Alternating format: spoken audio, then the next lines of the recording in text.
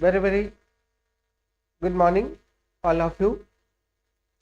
Today onwards, I am going to start history of English literature, and before the starting of history of English literature, let's first know the periods of English literature, the important events of specific periods, the important literature written during those periods. Social backgrounds, political backgrounds are very much important before reading any particular work of literature. If we talk about literature written before 20th century and before the advent of critical theories, then social and political backgrounds play a very vital role in deciphering the correct and exact meaning. So let's start with the periods of English literature.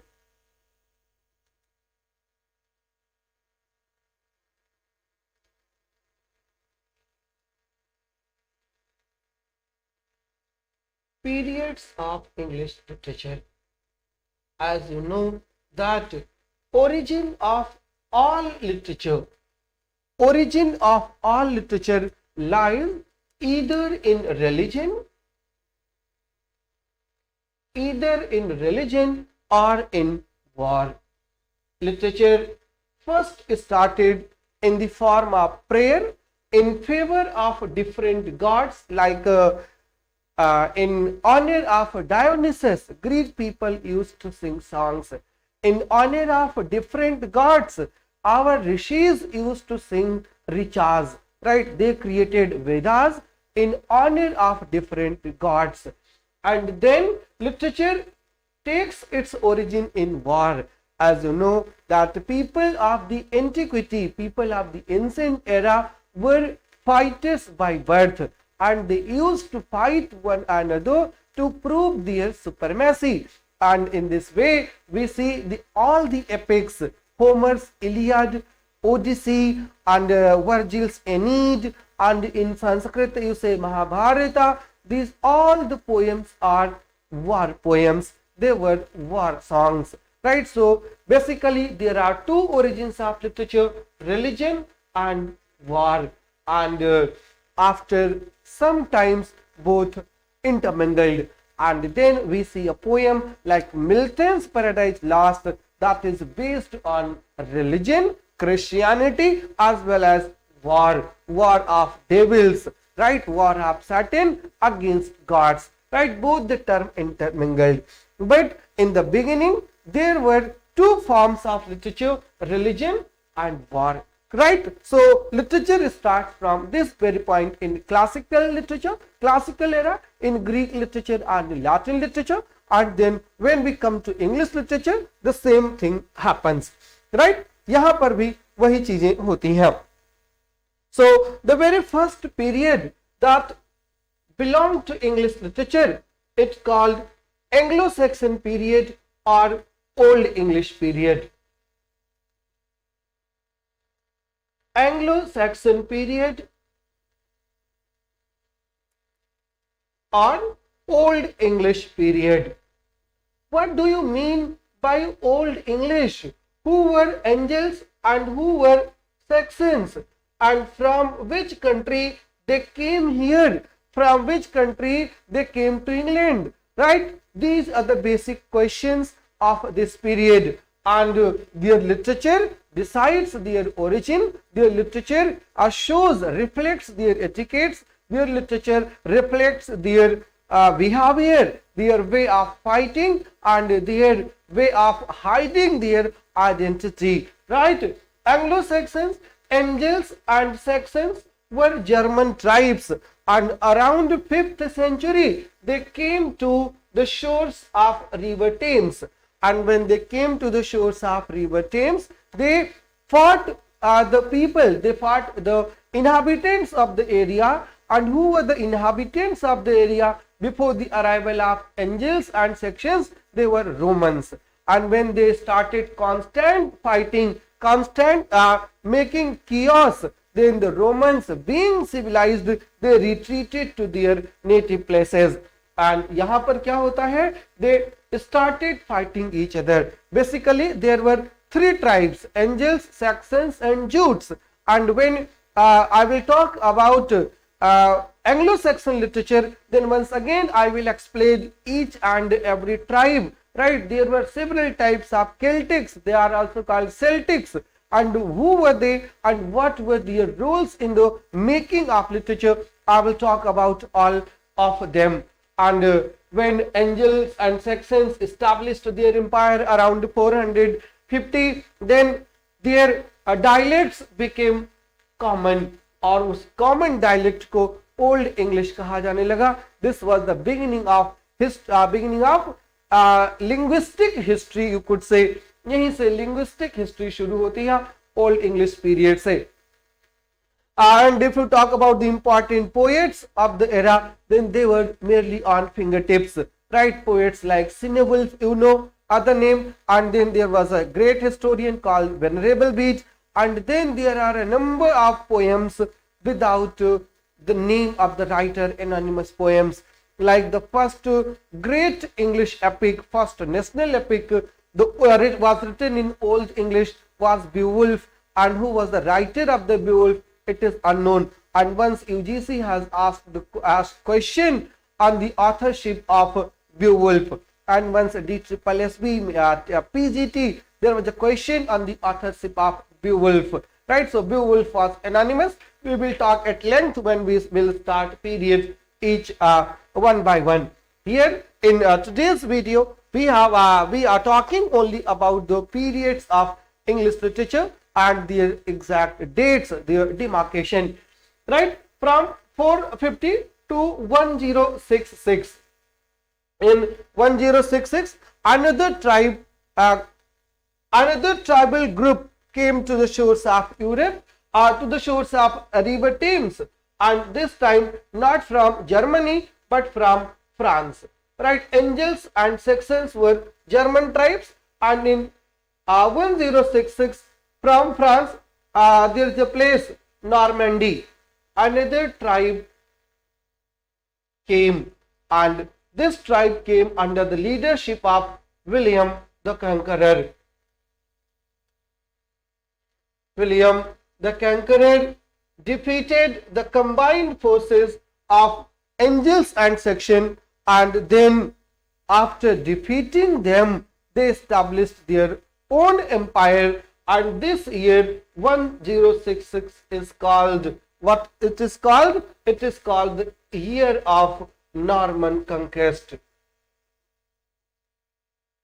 Conquest means victory, and Normans were the people from Normandy. So in this way, England became the colony of France for the first time. The entire land was occupied by a tribe, and that tribe was called Normans. Right? So from 450 to 1066, this period is called Old English period, or this period is called Anglo-Saxon period. And when Normans came there, then another significant event takes place, and that significant event was, before the arrival of Angles and Saxons, people of the area used to speak Latin, right? Used to speak Latin, and when Angles and Saxons came, they started to use the language that is called Old English. And when Normans came, they brought their own language, and their language was French. And after the Norman conquest, three languages were spoken in England. Three languages were used. Latin became the language of clergy. Latin became the language for religious purposes. The language of the common man was still English, and the language of the official language became French language.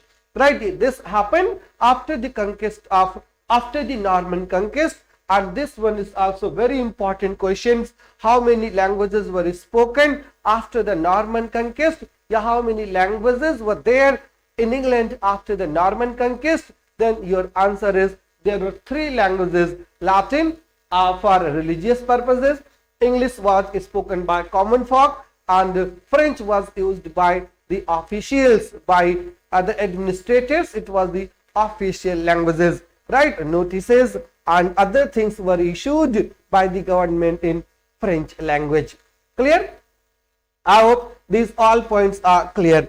And after the death of William the Conqueror in 1088, William II became the King of England. Alright, from 1066 to 1068. This was the time of William the Conqueror. And after William the Conqueror, William II became the King of England, and then followed by Henry I. And I will talk about all these kings in detail when we will be discussing the period. Another period that starts with 1066, and this period is called Middle English period.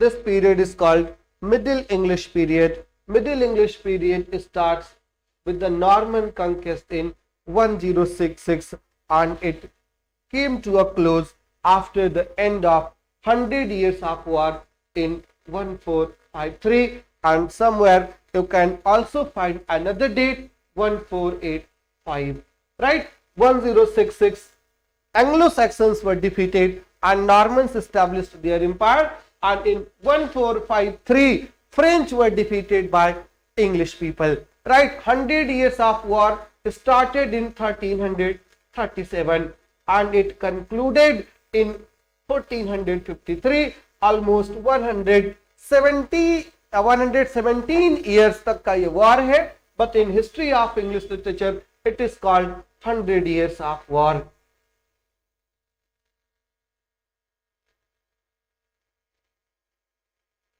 It is called 100 years of war, and this 100 years of war was between England and France, right? Edward III started what is called the 100 years of war, right? When the war started, who was the king? This is also an important question. Edward III was the king when 100 years of war was started, right? With France, which covers the reign of 5 English kings. 5 English kings के समय तक 100 years of war चलता है. Edward third के बाद Richard second, Henry fourth, Henry fifth, Richard second, Henry fourth, Henry fifth, and then Henry sixth.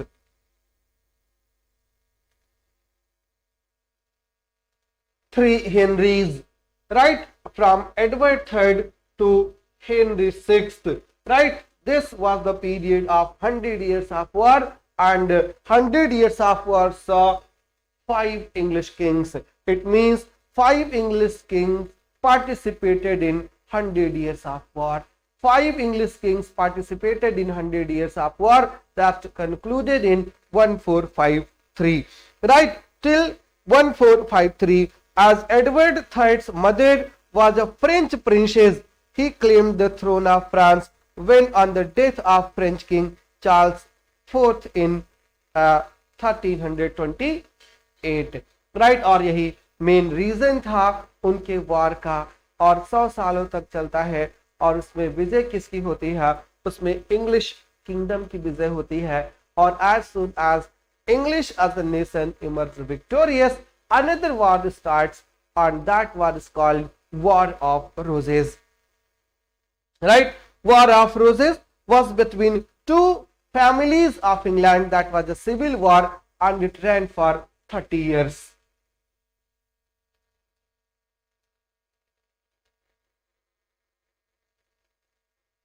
War of Roses, there were two types of roses, uh, white rose and red rose, symbolizing two different families.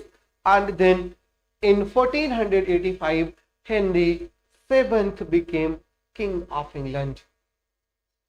Henry VII became King of England, and from this point a dynasty starts that is called Tudor dynasty.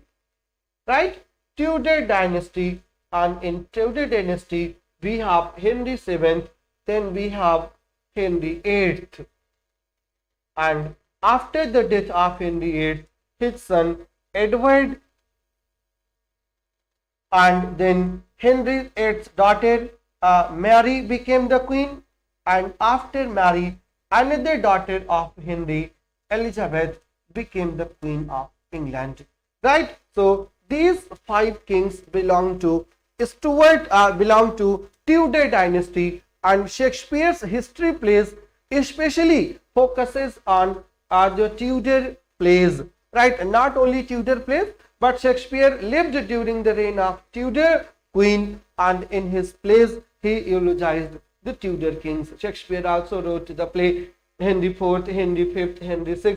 All these plays were also written by William Shakespeare, and William Shakespeare covers almost 350 years' time of English history in his history plays.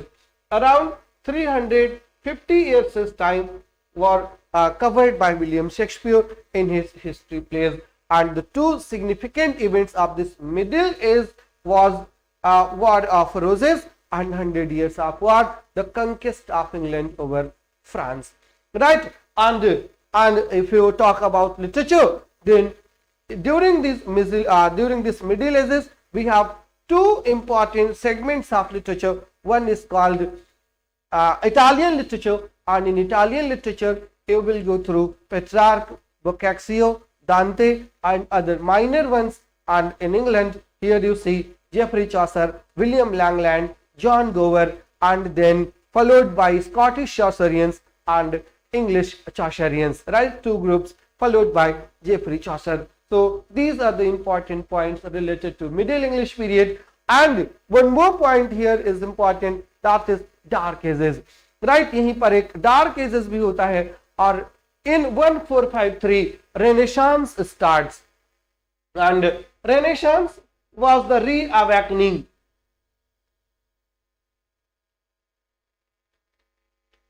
Renaissance was the reawakening, rebirth, revival of learning from which period? From the classical period. And in this Middle Ages, drama started. Right? Drama, the cycle of drama, York cycle type, right? York cycle, and there were four other cycles, and miracle plays, mystery plays, morality plays, passion plays, saint plays, chronicle plays, all were started during the later phase of the Middle Ages. And the plays of Shakespeare, or you can say the plays started by university wits, were totally based on these morality, miracle, and interludes. Clear? So from this period we come to the period of Renaissance.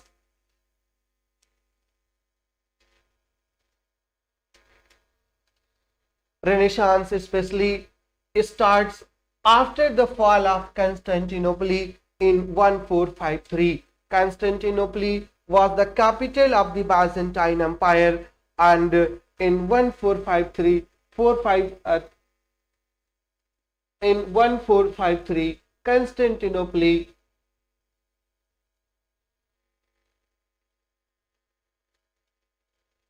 was attacked by Turks and won.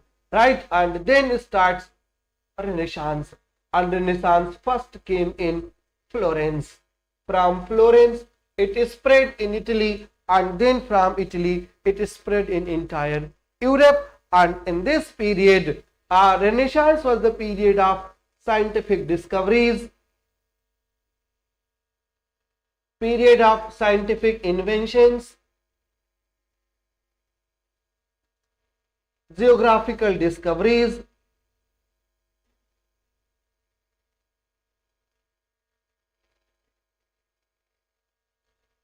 geographical discoveries. It was the age of printing press. Printing press, these things started in Renaissance, and along with these things, another epoch called Reformation.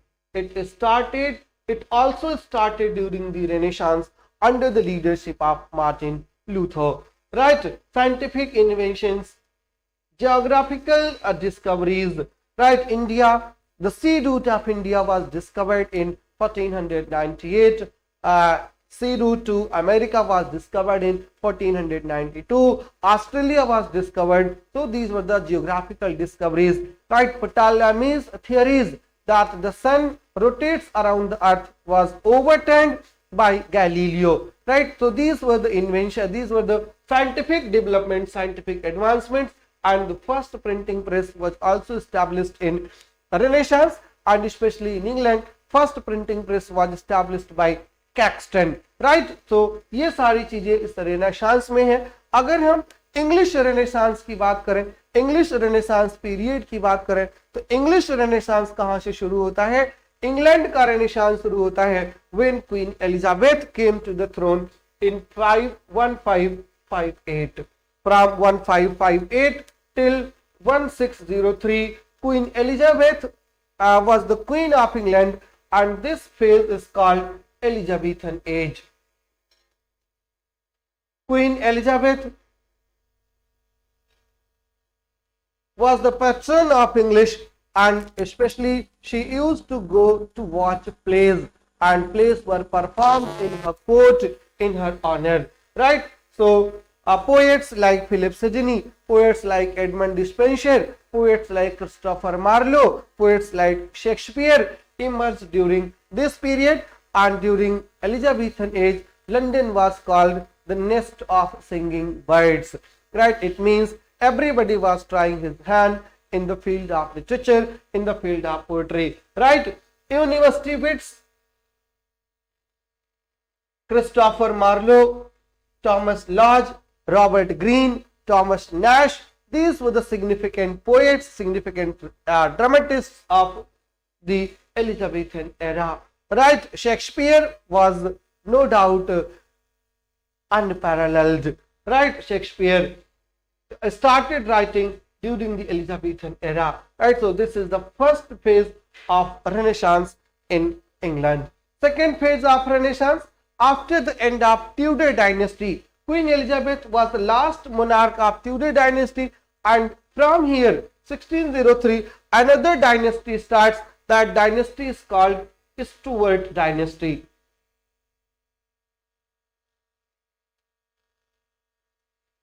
Stuart dynasty, and in Stuart dynasty the kings were James I, Charles I,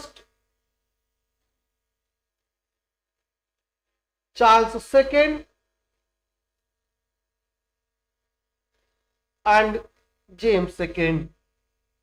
These four kings belonged to Stuart dynasty, and these two, James and Charles, belonged to Renaissance. James I became the king of England in 1603, and he died in 1625. Right? And this period is called Jacobean period. This period is called Jacobean period, and Jacobean period is especially known for Shakespearean tragedy and the tragedies written by Webster, and this period is also known by the name of Ben Jonson. Ben Jonson, though he started comedy of humors during the reign of Queen Elizabeth, but he started another literary genre called Masque, right, with the help of Inigo Jones. Right? Mask का ये as है, comedy of humours का as है, और ये as है lyrical poetry का, ये एज है डोमेस्टिक ट्रेजेडीज का भी. Right? And after the death of James first, after the end of Jacobean period, we have Caroline period from 1625 to 1649. This period is called Caroline period, when Charles II was the king, and this period is known for political upheaval. This period is known for two fields of poetry. The one is called Cavalier poetry and the other one is called metaphysical poetry. Cavalier poets were the descendants of Ben Jonson. That's why they were called sons of Ben or tribes of Ben, and metaphysicals were inspired by John Donne. Right? So these two fields of poetry are especially very important during this period. And this period, the Caroline period, also saw the closing of theatres in 1642. This period, Caroline period, was the age of civil war, and Charles I was beheaded in 1649. This period also saw the emergence of John Milton as a pamphleteer, as an essayist, and as the defender of regicide. Milton wrote two books when King Charles I was murdered. The first was named Tenures of English Kings and Magistrates, and the second one was Iconoclasts. And in these two books, Milton defended the regicide and he supported the Puritan government. He supported the Lord Protectorate, right? Oliver Cromwell, right? This Puritan period, 1603 to 1649, right? And especially from 1649, when there was no king in England, England was taken care of by Oliver Cromwell from 1649 to 1660, and this period is called Commonwealth period.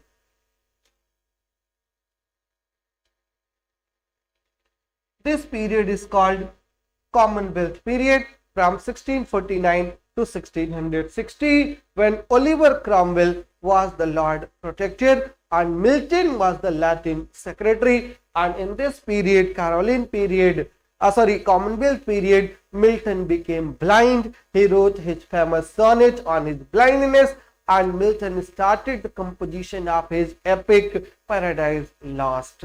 Clear? And in this period, the theatres were suspended in 1642. The first play was performed during the Commonwealth period, and in history from 1603 to 1660, we call it Puritan Age.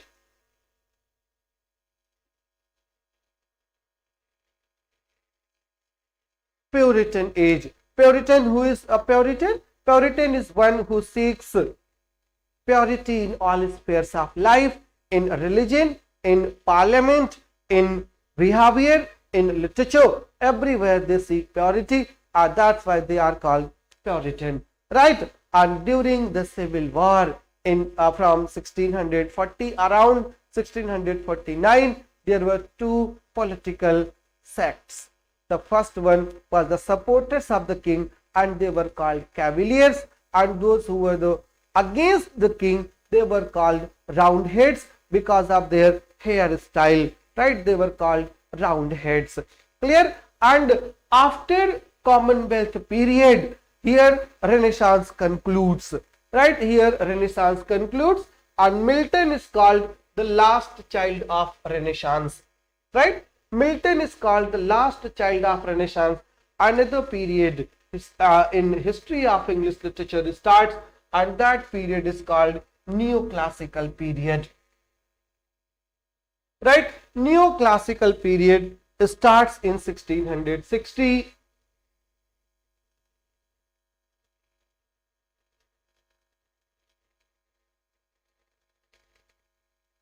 And from 1660 to 1798, this around 150 years of time is called Neoclassical period. What is the meaning of Neoclassicism? Neoclassicism means classicism in a new way. When we talk about classicism, when we talk about classical literature, automatically the idea of Greek or Latin literature comes in our mind, right? And these poets of this era started to imitate those Latin and Greek writers, right? They tried to imitate, though Greek and Latin poets were original, but these poets were not original. These poets were copying, these poets were imitating the style and content of those poets, and even a few of them were translating the classical poets, Greek poetry into English poetry. That's why they are called neoclassical poets. And neoclassical is broadly divided into Restoration, that is also called Age of Dryden, and after Restoration, what was restored? Monarchy was restored, that was suspended in 1649. Theatres were restored, that was suspended in 1642. Democracy was restored, Parliament was restored, Age of Dryden, and Dryden became the first poet laureate. Means King Charles II became the patron. And two important points of the era Restoration period were Mr. Dryden, the father of literary criticism, as Johnson called him. A comparative method of criticism started. Satires in the form of poetry started, and in drama you have comedy of manners instead of comedy of humors, right? And heroic tragedy instead of tragedies, popularized and promulgated by William Shakespeare. And after Restoration, from 1660 to 1700, the next period is Age of Pope. Age of Pope or Augustan Age. Augustan Age starts in 1700 until the death of Mr. Alexander Pope 1744. This period is extensively known for Alexander Pope, right? Alexander Pope, his style of writing, his enmity with all the prominent poets, and this Age of Pope, this Augustan Age, is also known for the proliferation of literary magazines, right? Proliferation of journals, right? Like Spectator, like Tatler, like Review, and above all, this Age of Pope, this Augustan Age, is known for the proliferation of English novels. The first English novel, Robinson Crusoe, was written during the period of Alexander Pope in 1719, and then four wheels of English novels, namely Samuel Richardson, Henry Fielding, Tobias Smollett, Lawrence Sterne, all they started writing during the age of Alexander Pope, during Augustan Age, right? And Mr. Dr. Samuel Johnson also started contribution during this period. This period is also known for Oliver Goldsmith satire. This period is also known for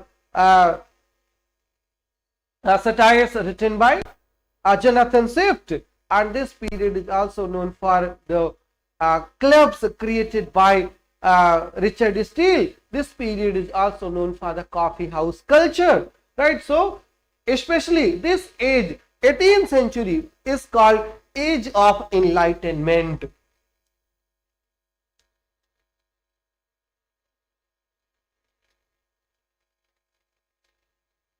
as of enlightenment इसको कहा जाता है, right? ये age of enlightenment है, light का ये period है, और इसी को क्या कहा जाता है? 18th सेंचुरी को कहा जाता है age of prose and reason.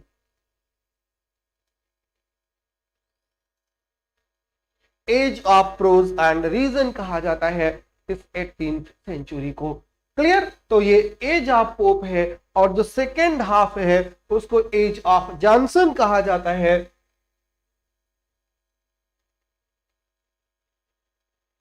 या इसी को एज ऑफ सेंसिबिलिटी कहा जाता है।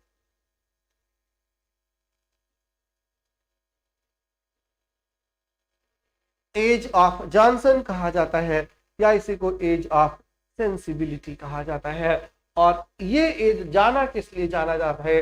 ये एज जाना जाता है गोथिक नॉवेल्स के लिए, ये एज जाना जाता है प्री रोमांटिक पोएट्री के लिए, ये एज जाना जाता है स्टार्टिंग ऑफ, ये जाना जाता है किसके लिए?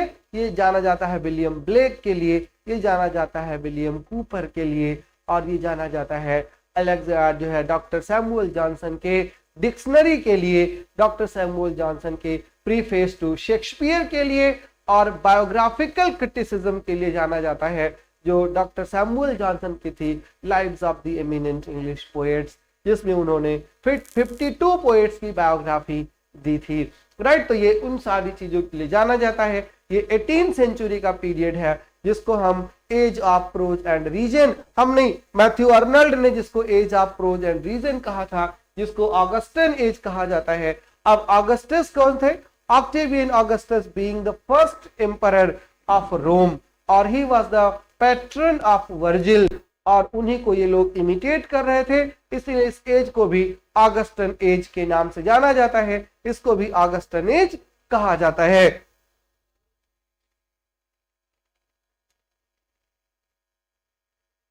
क्लियर? और फिर शुरू होता है एक ऐसा एज जो इस पूरे 18th सेंचुरी एज के खिलाफ होता है, और उस एज को कहा जाता है romantic as. Right, romantic as इसको कहा जाता है जो 18th सेंचुरी के मैकेनिकल पोएट्री के अगेंस्ट खड़ा होता है, 18th सेंचुरी के रेशनैलिटी से अगेंस्ट खड़ा होता है, जो रीजन होता है उसके अगेंस्ट खड़ा होकर के इमेजिनेशन पर कंसंट्रेट करना शुरू करता है, और इमेजिनेशन इतना इफेक्टिव होती है कि उस एज का नाम ही रोमांटिक एज होता है। लिरिकल बैलेट के पब्लिकेशन 1798 से लेकर के till the passage of the reformation bill in 1832 ये रोमांटिक पीरियड है। Romantics are called the escapists as they didn't concentrate on the living the existing reality of Europe, but they escaped from the harsh realities of the time. 19th century is divided into two periods. The first one is romantic period and followed by Victorian period. Victorian period and romantic period is known for its poetry, and Victorian period is known for novels. Queen Victoria came to the throne in 1837, but the period starts in 1832 when the Reformation Bill was passed, and Queen Victoria died in 1901. And such a long period is the period of English novels, right? Novelists like Dickens, novelists like George Eliot, novelists like George Meredith, novelists like Thomas Hardy, they flourished during the Victorian period. Victorian period is also known for Victorian compromise. Victorian period is also known for Charles Darwin's theory of evolution, right? Survival of the fittest.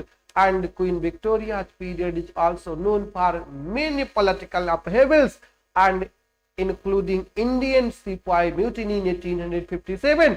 After that, she became the monarch of India as well, right? So Queen Victoria is known for all these events. Queen Victoria, a Victorian period is known for Matthew Arnold's pessimistic poetry. It is known for Robert Browning's optimistic poetry, and it is known for Tennyson's Victorian compromise. Tennyson being the poet laureate, he tried to establish a compromise between religion and science, between industrialism and socialism, right? तो ये सारी चीजें Victorian period के नाम से जानी जाती हैं। Victorian period is also known for its morality, and in 20th century, after 1901, yeah, you could say from 1901 to 1945, this period is called modernism, that saw two world wars. Modern period.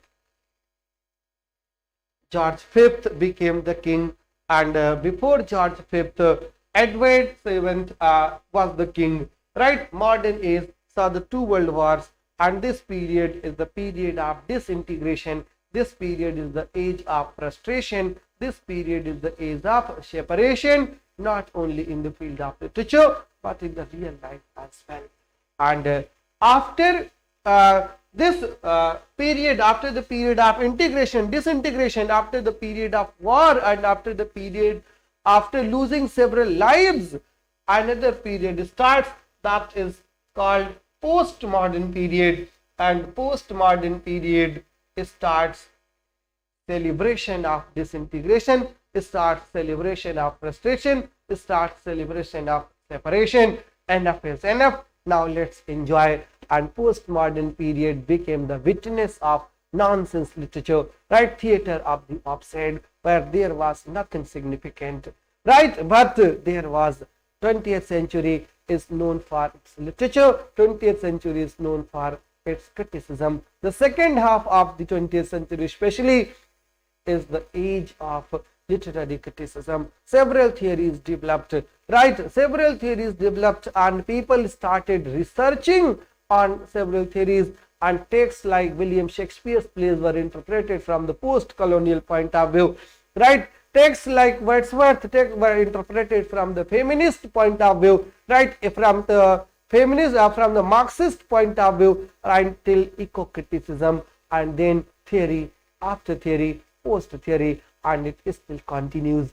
So this was the brief history of the periods of English literature, and from the next class, in the next class, we will talk about Anglo-Saxon literature, we will talk about Anglo-Saxon poetry and Old English poetry, and by then, good luck, happy reading. Thank you very much for watching the entire video. Please don't forget to drop your comments in the comment box. I'll be waiting for that. Thank you. All the best.